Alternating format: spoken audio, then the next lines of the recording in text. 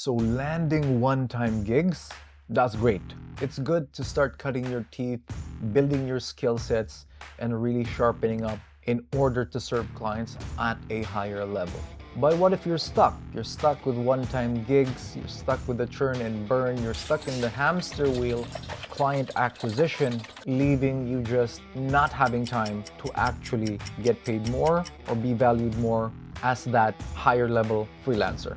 But what if you could turn those one-time gigs into long-term monthly contracts? Imagine finally having the stability and the cash flow so you're not worried about where the next gig is coming from, and then you can start building actual business to support your freelance lifestyle. So keep watching till the end of this video, because today I'm going to share with you how to convert a single project into a lucrative long-term client retainer contract. If you're ready, grab your pen, grab your paper, and let's get started.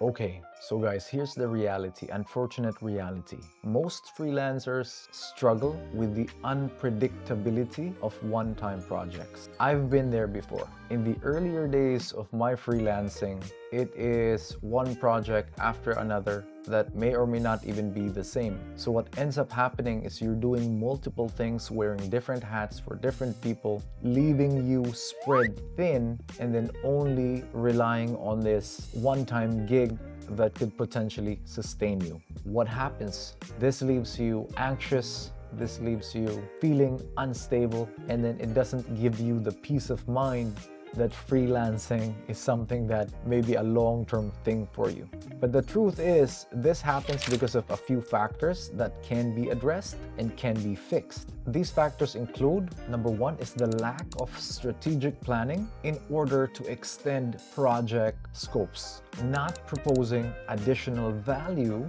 to encourage ongoing work. And the last one is difficulty in positioning yourself as an indispensable asset. But with the right approach, you can convert these one-time projects into consistent retainer agreements, and let's dive into how. Okay, so here's the strategy. First, you want to identify. Next, you want to propose. And then finally, you want to demonstrate value.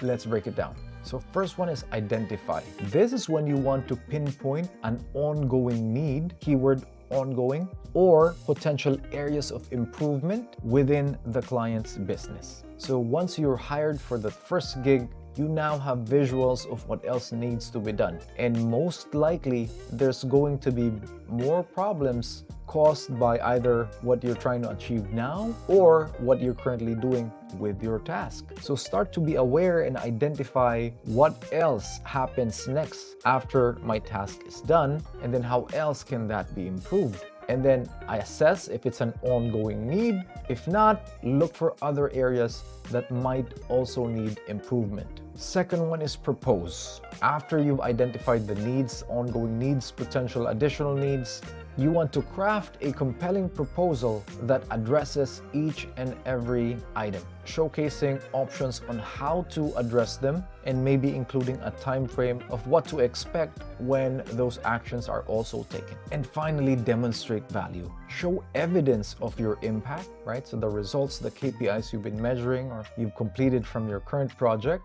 and show how that can lead into the next part of the project. This then reinforces why you are the ideal partner for the job, turning a one-time gig into a potential for an ongoing engagement with the client moving forward. Now, this approach works because of a few reasons. Number one is it aligns your services with the client's goals long term. So not just one and done, but next thing and the next thing, and you rinse and repeat that aligned towards achieving the main goal. second one is it reinforces your role as an essential component for their success. So if you're tied into the process already, improving and making it better, tied into achieving the result. And finally, it converts uncertainty into a steady income stream. So the more you're able to do this successfully and do it better with clients, the more you complete your one-time gigs and then do this, get brought on board with a client, you're able to eliminate or not even think of having uncertainty. Now you're focused on looking forward to what's going to happen next with the client and then touching base with them and then lining up that one-time contract, turning into a long-term retainer if you position it the right way. And by following these strategies, you will be able to pave your way for securing long-term retainer clients under your control and achieving more financial stability. Now let's take it to the real world. Let's say you recently completed a project and you're ending the terms with the client. So when a client says to you, "Thanks for completing the project," a bad freelancer might respond and say something like, "You're welcome, client. It sounds good. Let me know if you need anything else." Don't do that.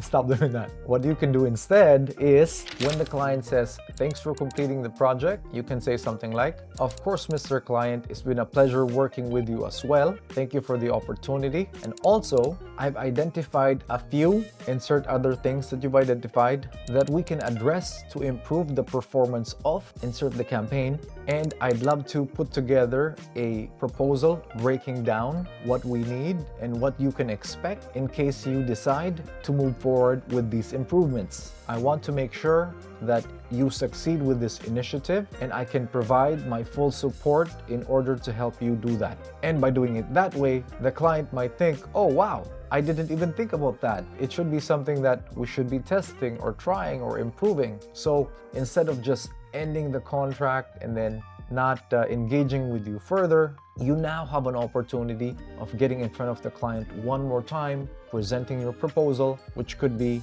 for another 1 month, 2 months, 3 months, 1 year, however long you can position that proposal to solve their problem. You can then present that to the client and have a chance to turn that one-time gig into a long-term retainer contract. All right, so here's my challenge for you. Identify one project that you've completed where you can implement the identify, propose, and demonstrate value approach. And either you're ending it with a client or you're reaching out to an old client you might have finished the engagement with. Try to reach out and ask them if it's something they want to discuss with you and decide if they want to re-engage back with you to discuss the proposal and potentially get hired for a long-term retainer contract. Drop your results in the comments below. If you have questions, let us know. I read all of them and I'll try to get back to everybody. We'll see how else we can get you these long-term gigs and help you build a freelance long-term career. Okay, so before you go ahead and do that, I got a question for you. Ever had a client who was wanting to just cut your rate in half, pay you less, right? Maybe they don't see your value anymore. They just want to give you a pay cut.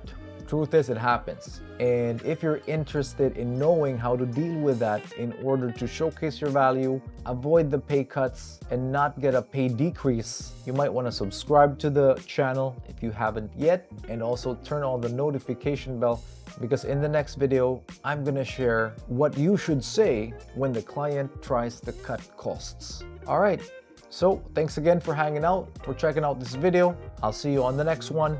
Peace.